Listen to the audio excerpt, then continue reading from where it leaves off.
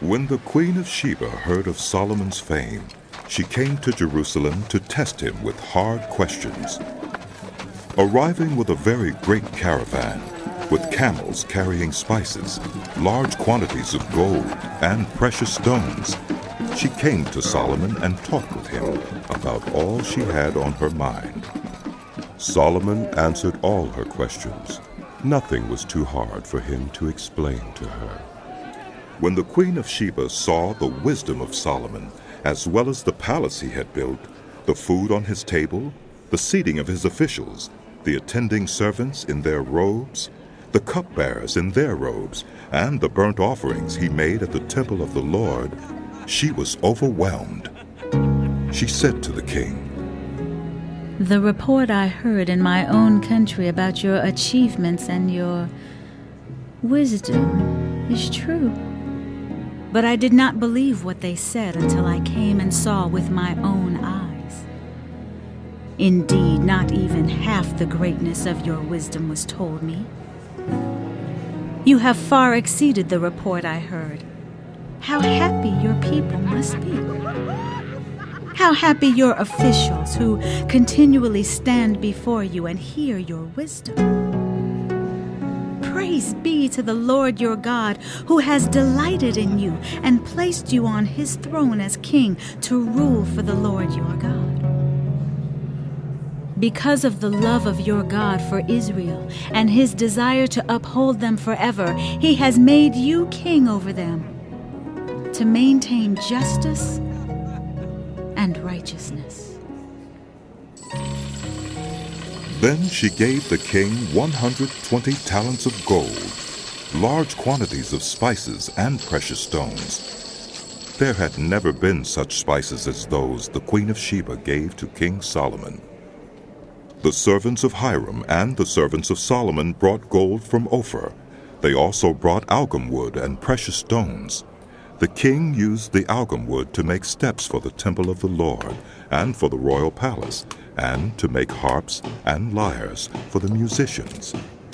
Nothing like them had ever been seen in Judah. King Solomon gave the queen of Sheba all she desired and asked for. He gave her more than she had brought to him. Then she left and returned with her retinue to her own country. The weight of the gold that Solomon received yearly was 666 talents, not including the revenues brought in by merchants and traders. Also, all the kings of Arabia and the governors of the territories brought gold and silver to Solomon. King Solomon made 200 large shields of hammered gold. 600 shekels of hammered gold went into each shield. He also made 300 small shields of hammered gold, with 300 shekels of gold in each shield. The king put them in the palace of the forest of Lebanon. Then the king made a great throne inlaid with ivory and overlaid with pure gold. The throne had 6 steps, and a footstool of gold was attached to it. On both sides of the seat were armrests, with a lion standing beside each of them. 12 lions stood on the 6 steps, one at either end of each step. Nothing like it had ever been made for any other kingdom. All King Solomon's goblets were gold, and all the household articles in the palace of the forest of Lebanon were pure gold. Nothing was made of silver, because silver was considered of little value in Solomon's day. The king had a fleet of trading ships manned by Hiram's servants. Once every 3 years it returned, carrying gold, silver, and ivory, and apes and baboons. King Solomon was greater in riches and wisdom than all the other kings of the earth. All the kings of the earth sought audience with Solomon to hear the wisdom God had put in his heart. Year after year, everyone who came brought a gift, articles of silver and gold and robes, weapons and spices, and horses and mules. Solomon had 4,000 stalls for horses and chariots, and 12,000 horses, which he kept in the chariot cities, and also with him in Jerusalem. He ruled over all the kings from the Euphrates River to the land of the Philistines, as far as the border of Egypt. The king made silver as common in Jerusalem as stones, and cedar as plentiful as sycamore fig trees in the foothills. Solomon's horses were imported from Egypt and from all other countries. As for the other events of Solomon's reign, from beginning to end, are they not written in the records of Nathan the prophet, in the prophecy of Ahijah the Shilonite, and in the visions of Iddo the seer concerning Jeroboam, son of Nebat? Solomon reigned in Jerusalem over all Israel 40 years. Then he rested with his ancestors and was buried in the city of David, his father. And Rehoboam, his son, succeeded him as king. Rehoboam went to Shechem, for all Israel had gone there to make him king. When Jeroboam, son of Nebat, heard this, he was in Egypt, where he had fled from King Solomon. He returned from Egypt. So they sent for Jeroboam, and he and all Israel went to Rehoboam and said to him, Your father put a heavy yoke on us, but now lighten the harsh labor and the heavy yoke he put on us, and we will serve you. Rehoboam answered, Come back to me in 3 days. So the people went away.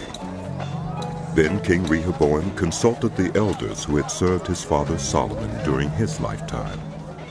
How would you advise me to answer these people? He asked. They replied, If you will be kind to these people and please them and give them a favorable answer, they will always be your servants. But Rehoboam rejected the advice the elders gave him and consulted the young men who had grown up with him and were serving him. He asked them, What is your advice? How should we answer these people who say to me, Lighten the yoke your father put on us? The young men who had grown up with him replied, The people have said to you, Your father put a heavy yoke on us, but make our yoke lighter. Now tell them, My little finger is thicker than my father's waist. My father laid on you a heavy yoke. I will make it even heavier. My father scourged you with whips. I will scourge you with scorpions. 3 days later, Jeroboam and all the people returned to Rehoboam, as the king had said, Come back to me in 3 days. The king answered them harshly, rejecting the advice of the elders. He followed the advice of the young men and said, My father made your yoke heavy. I will make it even heavier. My father scourged you with whips. I will scourge you with scorpions. So the king did not listen to the people, for this turn of events was from God, to fulfill the word the Lord had spoken to Jeroboam, son of Nebat, through Ahijah the Shilonite. When all Israel saw that the king refused to listen to them, they answered the king, What share do we have in David? What part in Jesse's son? To your tents, Israel. Look after your own house, David. So all the Israelites went home. But as for the Israelites who were living in the towns of Judah, Rehoboam still ruled over them. King Rehoboam sent out Adoniram, who was in charge of forced labor, but the Israelites stoned him to death. King Rehoboam, however, managed to get into his chariot and escape to Jerusalem. So Israel has been in rebellion against the house of David to this day. When Rehoboam arrived in Jerusalem, he mustered the house of Judah and Benjamin, 180,000 able young men, to make war against Israel and to regain the kingdom for Rehoboam. But this word of the Lord came to Shemaiah, the man of God. Say to Rehoboam, son of Solomon, king of Judah, and to all Israel in Judah and Benjamin, this is what the Lord says. Do not go up to fight against your fellow Israelites. Go home, every one of you, for this is my doing. So they obeyed the words of the Lord and turned back from marching against Jeroboam. Rehoboam lived in Jerusalem and built up towns for defense in Judah: Bethlehem, Etam, Tekoa, Beth-zur, Soko, Adullam, Gath, Marisha, Ziph, Adoraim, Lachish, Azekah, Zorah, Aijalon, and Hebron. These were fortified cities in Judah and Benjamin. He strengthened their defenses and put commanders in them with supplies of food, olive oil, and wine. He put shields and spears in all the cities and made them very strong. So Judah and Benjamin were his. The priests and Levites from all their districts throughout Israel sided with him. The Levites even abandoned their pasture lands and property and came to Judah and Jerusalem, because Jeroboam and his sons had rejected them as priests of the Lord when he appointed his own priests for the high places and for the goat and calf idols he had made. Those from every tribe of Israel who set their hearts on seeking the Lord, the God of Israel, followed the Levites to Jerusalem to offer sacrifices to the Lord, the God of their ancestors. They strengthened the kingdom of Judah and supported Rehoboam, son of Solomon, 3 years, following the ways of David and Solomon during this time. Rehoboam married Maholath, who was the daughter of David's son Jeremoth, and of Abihail, the daughter of Jesse's son Eliab. She bore him sons, Jeush, Shemaiah, and Zaham. Then he married Maacah, daughter of Absalom, who bore him Abijah, Attai, Ziza, and Shelomith. Rehoboam loved Maacah, daughter of Absalom, more than any of his other wives and concubines. In all, he had 18 wives and 60 concubines, 28 sons and 60 daughters. Rehoboam appointed Abijah, son of Maacah, as crown prince among his brothers, in order to make him king. He acted wisely, dispersing some of his sons throughout the districts of Judah and Benjamin, and to all the fortified cities. He gave them abundant provisions and took many wives for them. After Rehoboam's position as king was established and he had become strong, he and all Israel with him abandoned the law of the Lord. Because they had been unfaithful to the Lord, Shishak, king of Egypt, attacked Jerusalem in the 5th year of King Rehoboam. With 1,200 chariots and 60,000 horsemen, and the innumerable troops of Libyans, Sukkites, and Cushites that came with him from Egypt, he captured the fortified cities of Judah and came as far as Jerusalem.